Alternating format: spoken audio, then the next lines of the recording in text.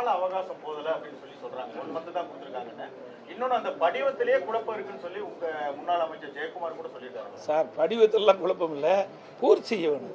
அந்த பூர்த்தி செய்வதற்கு தகுதியான பிஎல்ஓ நியமிக்க வேணும். அதில் என்ன இருக்குது? 3 காலம் தான் இருக்குது, எல்லாருக்குமே தெரியும்.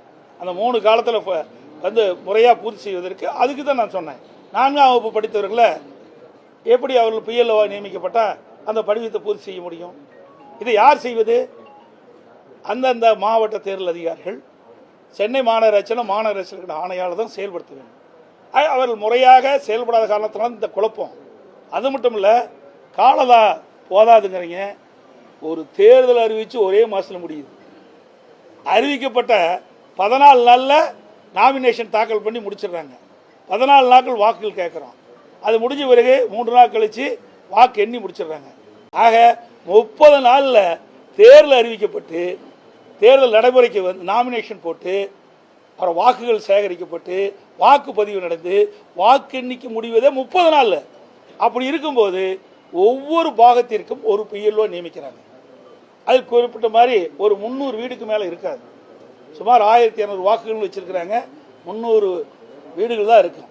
அப்படி 300 வீடுகள் இருக்கின்ற போது கிட்டத்தட்ட ஒரு நாளைக்கு 50 வீடு என்று எடுத்துக்கொண்டால் கூட அவள் நேரடியாக அந்த 50 வீட்டில் இருக்கின்ற வாக்காளரை சந்தித்து இந்த படிவத்தை கொடுக்கறதா கூட ஒரு வாரம் தான் ஆகும்.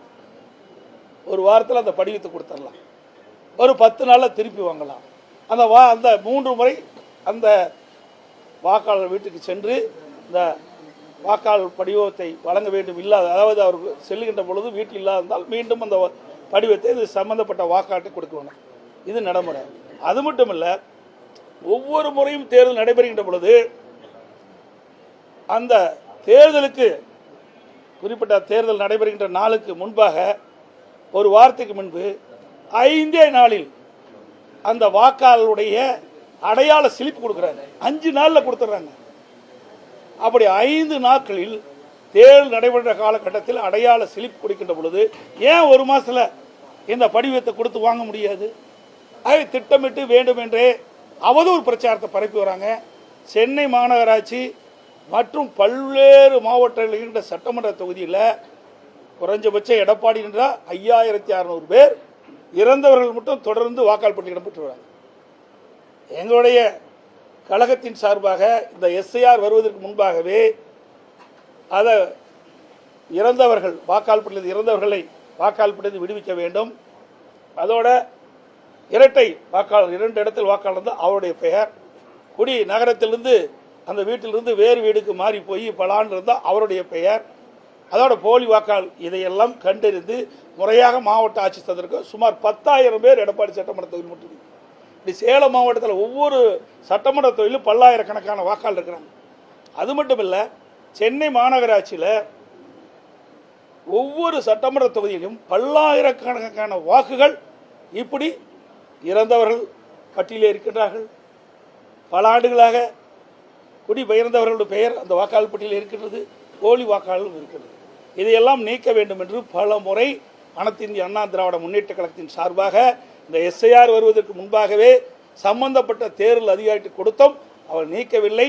அதனால் நாங்கள் நீதிமன்றம் சென்றோம். சென்னை உயர்நீதிமன்றம் சென்று ஆர்கே நகரில் சுமார் 31,000 வாக்குகள் நீக்கப்பட்டிருக்கு. கரூரில் 10,000 வாக்குகள் நீக்கப்பட்டிருக்கின்றன.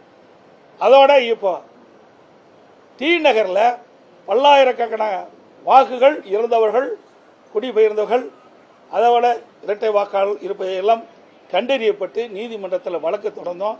அப்போ தேர்தல் ஆணையம் இந்த எஸ்சிஆர் பணி மேற்கொள்கின்ற பொழுது இதையெல்லாம் கவனத்தில் எடுத்துக்கொண்டு இறந்தவர்களும் குடிபெயர்ந்த மாற்று இடத்தில் குடிபெயர்ந்தவர்கள் இரட்டை வாக்காளர் தான் நீக்கன்னு சொல்லியிருக்கிறாங்க.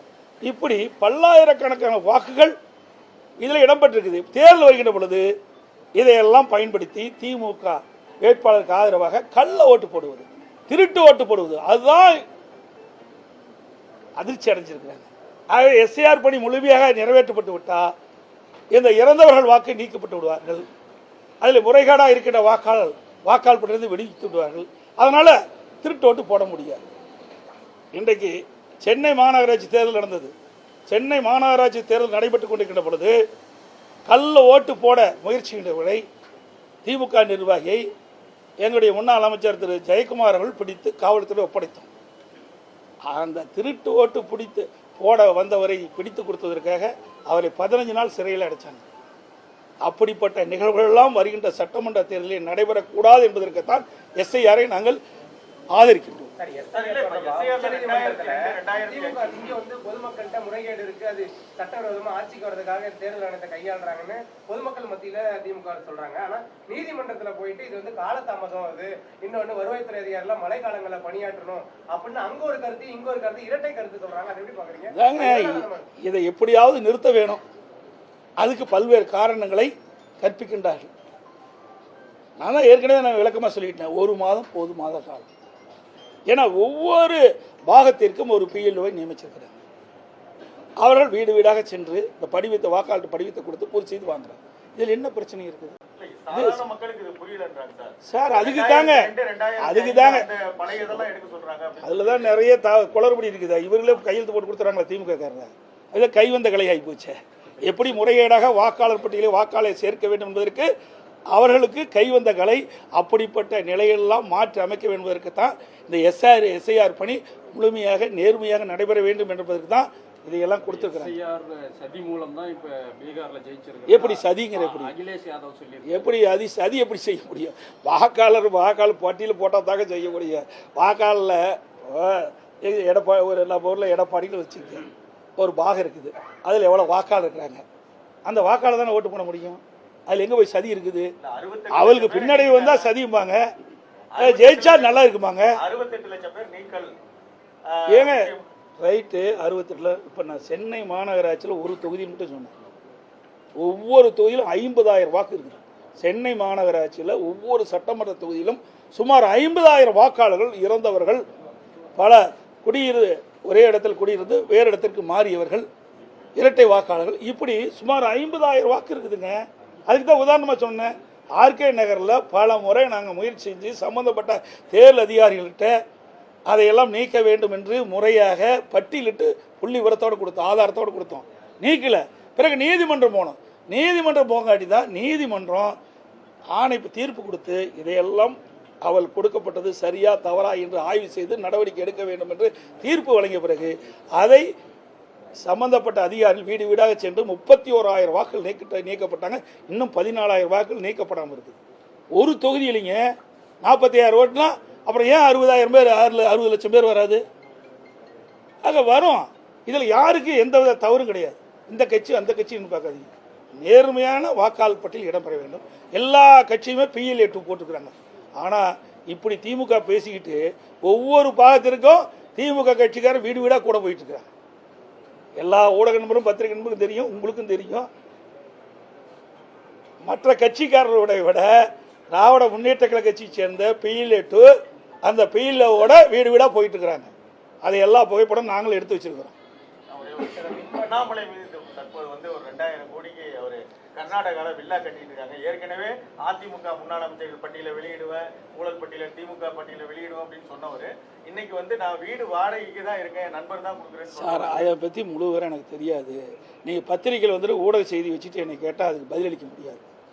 400 கோடி மின்மாற்றி கொள்முதல் தொடர்பாக அந்த புகார் வெளியாகி 30 நாளைக்கு மேலே ஆயிடுச்சு. 30 நீதிமன்றத்தில் இருக்குது. நீதிமன்றத்தில் அந்த வழக்கு இருக்குது.